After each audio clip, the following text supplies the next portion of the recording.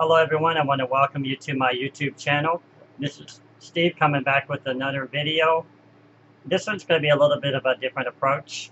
Before I go into this, just want to say that what my goal is for you, to all of you, is to finish this C64 very basic project that I started with the, the regular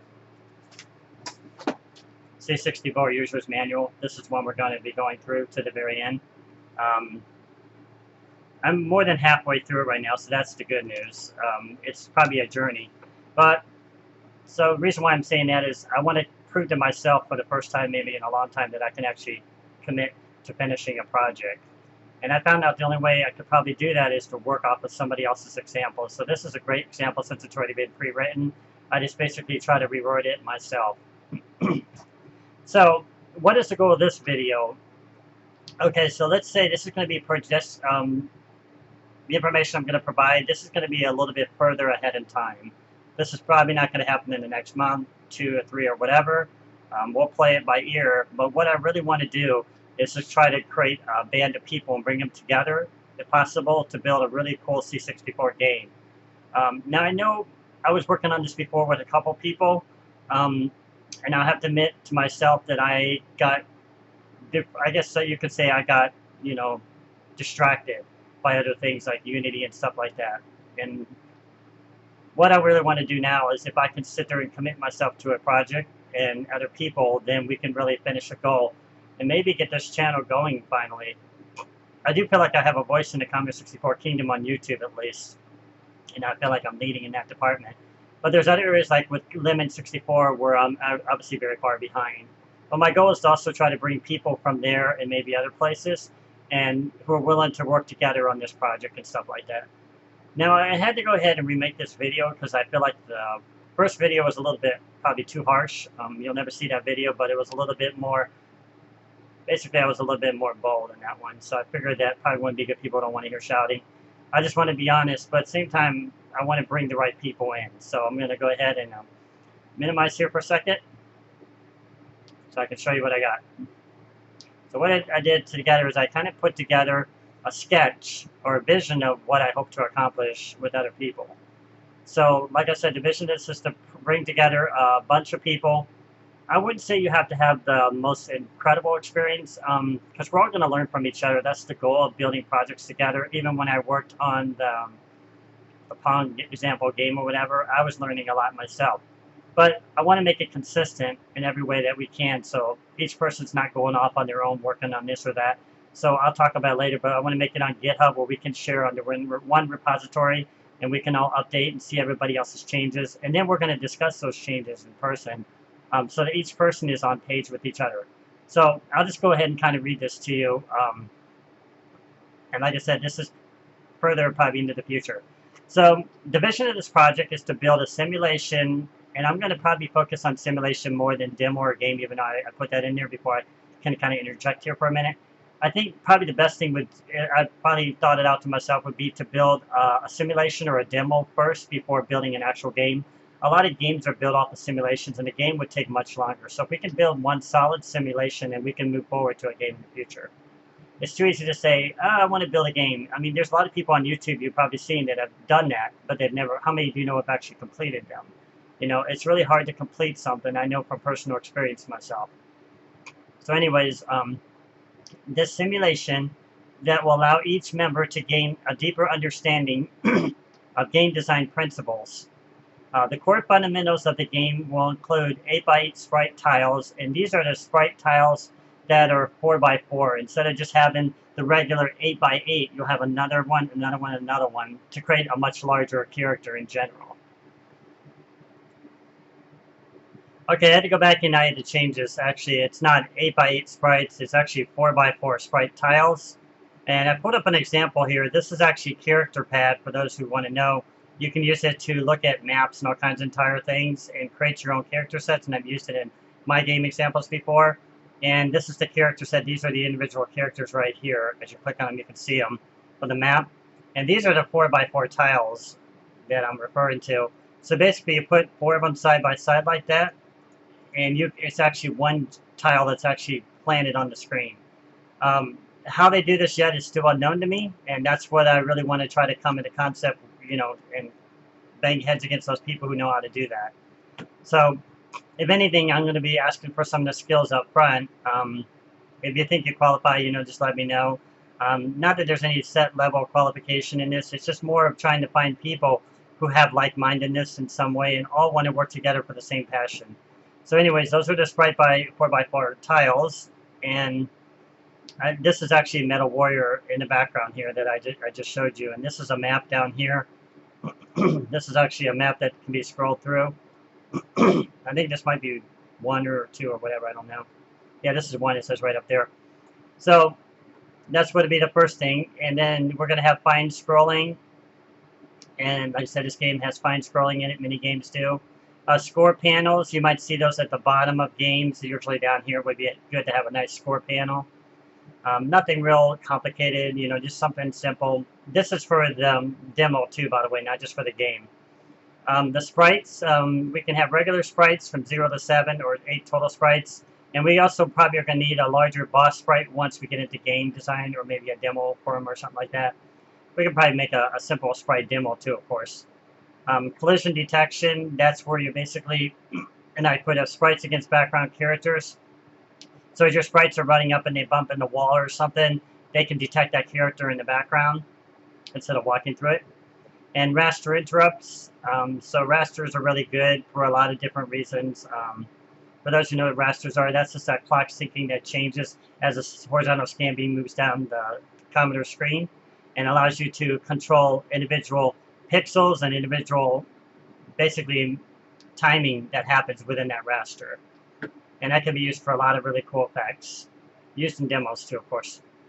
And then we have the enemy artificial intelligence, like tracking, walking in a defined algorithm, just basically smart enemies, not people who are just walking around or just chasing after you, but actually maybe know how to pause and stuff like that before coming close to you or whatever. Or we could just have something simple. That's again for the game stuff. Battle scenes, that's kind of a given, just basically whether it's shooting, fighting, swords, whatever kind of game we decide to come up with. Demo, excuse me, for the first part. A great soundtrack, really good. I mean, if you listen to the soundtrack in this one, I'll give you an example of Metal Warrior. I have it down here. I'll let you hear this one.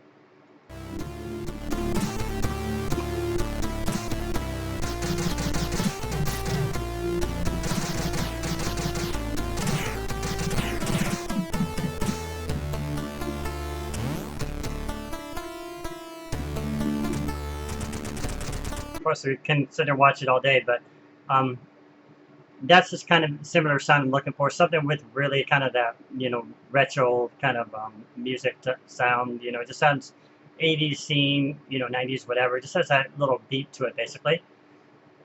And also, anything not mentioned can be welcomed into this. I got to change this to demo. I keep putting game, but that'll be for later. Demo. I'll say demo/game. But be sure to keep it rated PG-13. The reason why I want to be able to make it so that kids can be watching this too and not have to worry about their parents, seeing vulgar language or just sexual scenes. We're not going to have that in any of these games. I do not welcome that in any way. Okay, so I'm also very open-minded and willing to listen and learn, with the exception of that, of course. However, I must contest that this will be no easy task trying to combine these elements into a project, but if each of us works together in a diligent way, basically, as your ability permits, I'm confident we can pull this off. The reason why I'm saying that is all of us are a team, trying to build this project and bring it together. But not everybody may live in the same time zone. I'm in Mountain Standard Arizona time zone here, and right now it's 8:34 over here, whereas in the East Coast, it's actually after 11 o'clock. Overseas, it could be, I don't know, 6, 12 hours or wherever you are. I know Hawaii, I think it's 12.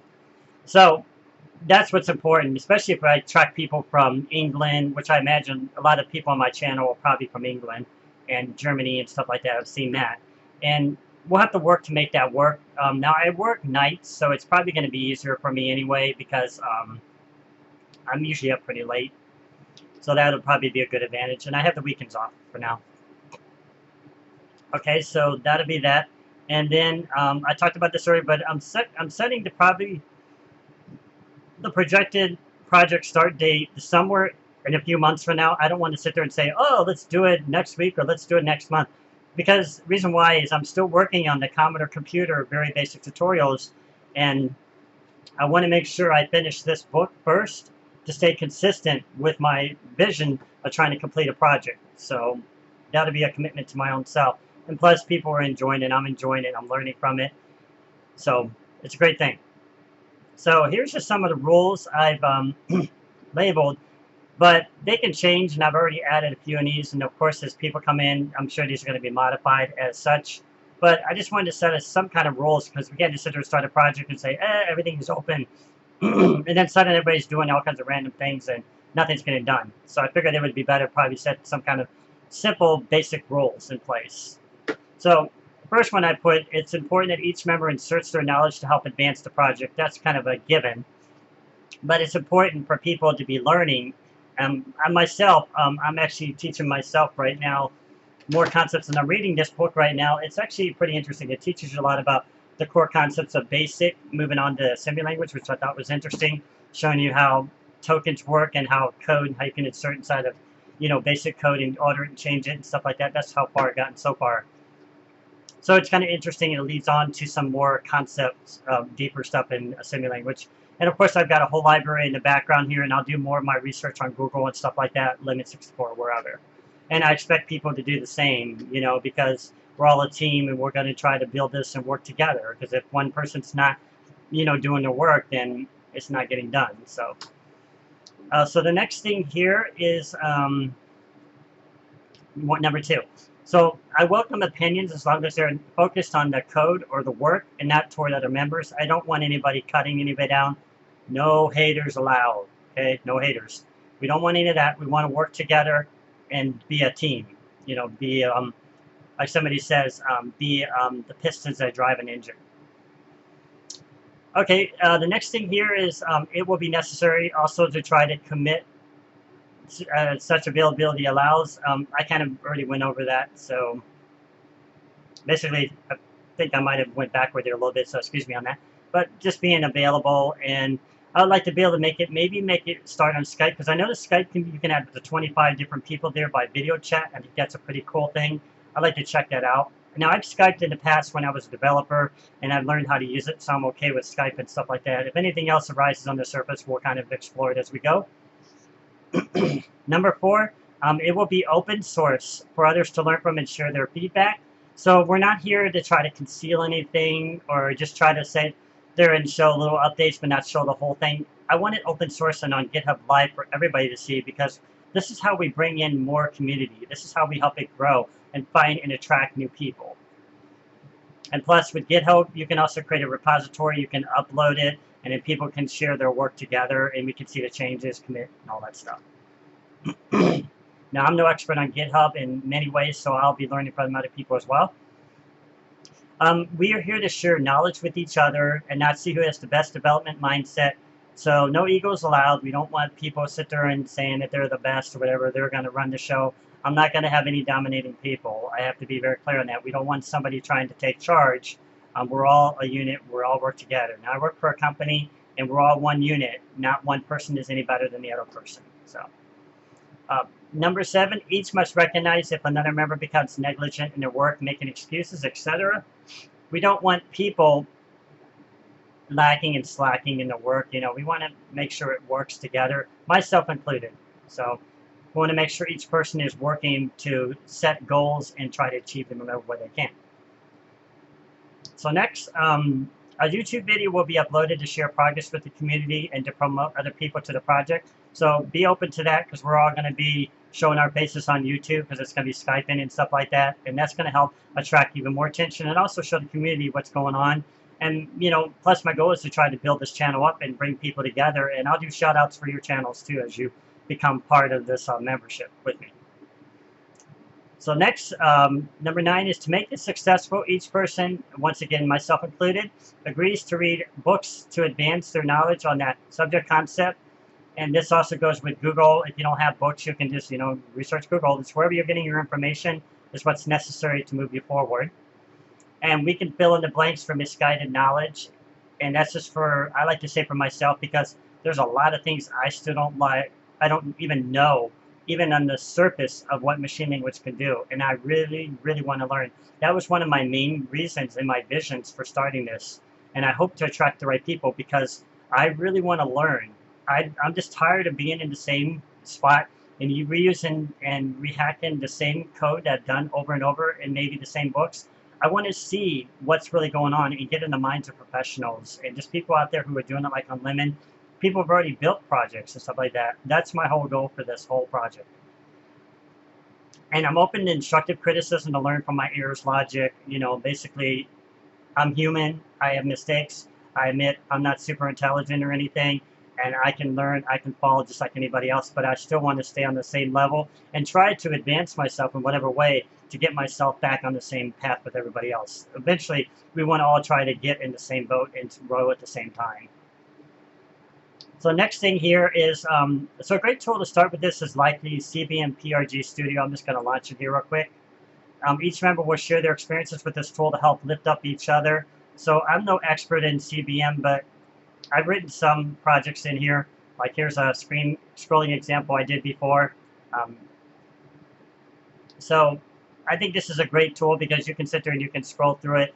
And plus it's easier to compile and you basically, to connect it, it plugs right into Vice. So it's really cool. As soon as you run this, it's already running Vice in the background. And this is the tool emulator that we're using. This is the, well, we can use a different one, but this is actually the Vice C64D TV emulator, the one I found on here.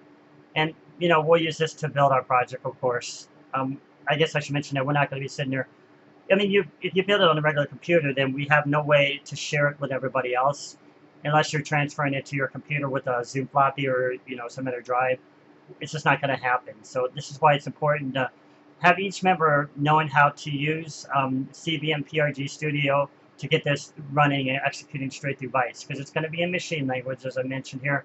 So this is already machine language on the screen you're seeing here, but like I said, I've made some very bad mistakes in my code, and this is my opportunity for myself also to really learn from my mistakes and to really move myself forward, because I'm tired of doing the same stuff over and over again and feel like I'm going nowhere. So anyways, that's the tool we're going to use.